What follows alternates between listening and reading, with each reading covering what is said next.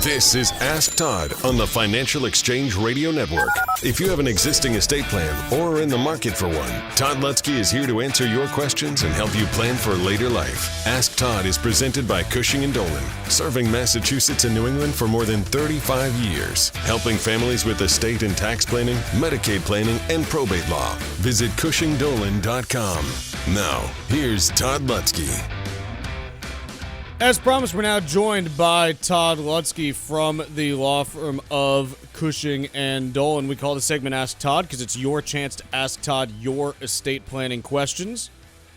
Studio line is open at 888-205-2263. Last week, I know we left one person hanging, so if you happen to be listening, that one person, hey, call in early today just to make sure that you get your question answered. If you're not that person, call in early as well because, hey, early bird gets the call with Todd Lutsky.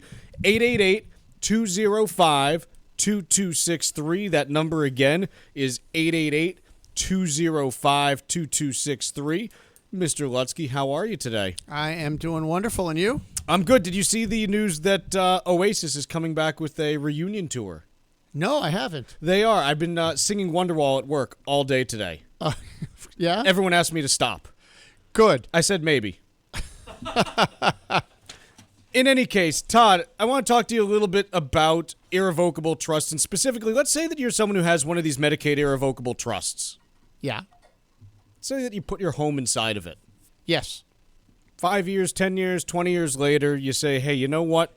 We want to move. Can that be facilitated with a home inside an irrevocable trust? Quick answer is yes. And that's the good news. And now we'll talk a little bit about the details of what is involved in accomplishing that. And the good news, again, is that it's pretty much the same amount of paperwork, the same amount of effort, the same amount of taxation as would be the case if it wasn't in the trust. So let's begin. It's in the trust. Who's the trustee? Oh, it's a kid. So do I need the kid's permission to sell it? How do I tell the kid to sell it? Well, you just simply do that. You tell the child we're selling the property and they're the trustee. So they're going to sign the offer, the P&S, the deed work. They're going to do all the paperwork. Now, they're going to have no liability, but they are going to have all the paperwork to sign. Oh, but if the kid says, no, I always wanted to inherit that Cape property, so no, we're not selling. Well, you get to keep the power to remove and replace the trustee anytime you want. So you will begin by removing the trustee and then putting someone else on of your choosing, not yourself. And, of course, you will then have other bad things that will happen to that child. You'll inform them of that later. Okay, so now I'm selling it, but what about the taxation? Where's all the money go? Well, the money all goes into the trust because the trust sold it, so the trust gets the money. What about the capital gains tax? Well, these trusts are grantor trusts for income tax purposes, so that means you get to keep the taxable event is as if it's reported on your personal return. So important, what you're keeping is your capital gains exclusion on the sale of your primary residence. So if you're married and you have this joint irrevocable trust, the first $500,000 of capital gains is exempt. So that keeps your tax liability down, or it keeps it the same as it would be had you not sold it through the trust. And then, you didn't ask this, Chuck, but I'm going to give it as a bonus. Sure. You can then take the money and use it to buy another house so you can downsize and move to any state you want without restarting the clock for Medicaid eligibility. I mean, if you're listening, you pretty much are saying, can't I do all that stuff today? Yeah, pretty much. So a lot of flexibility built into these trusts, folks. Lots of flexibility. Talking with Todd Lutsky from the law firm of Cushing & Dolan. If you've got a question that you want to ask Todd about your estate plan, still have a little bit of room on the phone lines here at 888-205-2263. That number again is 888-205-2263. We are going to take a quick break right now, but when we come back, we're going to get right to your questions with Todd. So, again, still a little bit of room on the phone lines at 888-205-2263.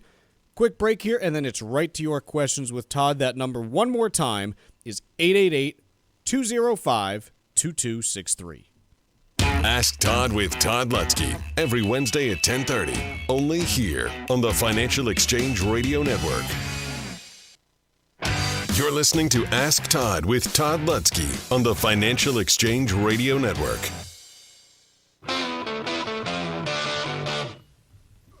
All right, time to get right to your calls with Todd Lutsky. First up, we got Mark in Plymouth. Mark, you're on with Todd Lutsky.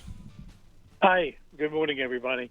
Morning. So, 20 years ago, I did a trust for our family. Everything has changed quite a bit. Mm-hmm. But we're considering moving to Florida and making that our legal residence because of the no estate taxes and no sale and no income taxes. Yes. Do I need to do a new trust and stuff down in Florida? So the type of trust that you did 20 years ago, I'm assuming, was a revocable trust or irrevocable? It was revocable. Great. And you're going to, and that's still an okay type of plan for you 20 years later? I think so. Okay. Yeah. So- I'm 70 years old now. Okay. Kids are grown up now. Yeah. So things have changed quite a bit. So, I mean, my point is that as you've gotten older, you have enough assets. You're not worried about nursing home planning, so you're comfortable, and that's partly why you're moving, because there's an estate tax here. At $4 million or more, you can stay and we can pay no estate tax in Massachusetts. But if you're married, but if you have more than that, you're right. Moving makes sense. So I'm assuming that's where you're at, somewhere above that. Yes. And so if that's the case and you have a nice revocable trust, doesn't mean that 20 years ago that the documents are no good. They still are. They still will work for you. So that should be just fine. So you should be able to move, keep your trust, which is your heavy lifting document. You don't have to refund everything. You don't have to retitle your properties. You don't have to retitle your bank accounts, your brokerage accounts. I assume they're already titled in your revocable trust. So all that is great. What I would do, though, is if you're moving, check two things. One, when you get there, you do probably want to update your basic documents, the healthcare proxy, the power of attorney, the will, just to make them state specific. Not only because you should, but also it's going to help you show your intent to be a Florida resident. I mean, it's not as easy as you think. I did a seminar recently called So You Think You Changed Your Residency. You can imagine why I say that, right? So when you leave Massachusetts, do you plan on keeping real estate in Massachusetts? Yes. So any real estate you keep in Massachusetts must be owned in a LLC. If you don't own it in an LLC, even if you're successful and you've changed your residency, Massachusetts taxes non-residents on in-state real estate as a percentage of the whole. So if you've got $1 million property on the Cape and you're worth $5 million in total, then they will take $1 million as the numerator, $5 million as the denominator, come up with your 20%, and then take that percentage and multiply it by the tax on $5 million. So you still will be taxed en masse. But if you convert it to an intangible, which would be stock in an LLC, Massachusetts cannot tax intangibles on non-residents. So you need to at least get that set up in Mass. Otherwise, just change the basic documents. Make sure you spend 6 months and a day there among a laundry list of other things so Mass doesn't think that you haven't changed your residency. So hope that helps a little, folks, but there is a lot to think about when you're changing your residency. That's just a few of them. And quite frankly, there's a lot to think about when you're doing your estate plan. Like here, I asked, 20 years, the trust is still good, but I'm 20 years older. If my assets haven't kept up with me, maybe I do need nursing home planning, and I have a lot of people who switch from revocable to irrevocable 20 years later. If you're one of those people and you've never done an irrevocable Medicaid trust, get this month's guide. We're right near the end of the month, folks. It's going to go away. It's unlocking the power of Medicaid trusts in a question and answer format. It's going to help you understand the do's and don'ts for you while you're living, plus explains all the tax ramifications that go with it. I think you will find that you have way more control than you ever thought. But if you don't know if it's right for you, after you read this guide, you will know. 866-848-5699. or legalexchangeshow.com. Again, 866-848-5699 or legalexchangeshow.com. Todd, I've got another one all queued up for you here. Let's go to John in Providence. John, what's your question for Todd Lutsky? Hey, Todd, a question for you. I've got a daughter who just is a freshman in college. I'm a divorced man. I have a main house and a very, very small house, a main house in Rhode Island, a small house in Mass. Okay. I'm under the impression that if I did a trust now, which I've not done any, and by the way, I'm 65 and a half years old. Okay. That would affect her financial aid in a big way because, all of that equity from my houses would be taken into her financial aid. Is there a way for me to do a trust with like an intermediary, a sister or something like that, that would pass it on to my daughter after she graduated if something happened to me or something like that?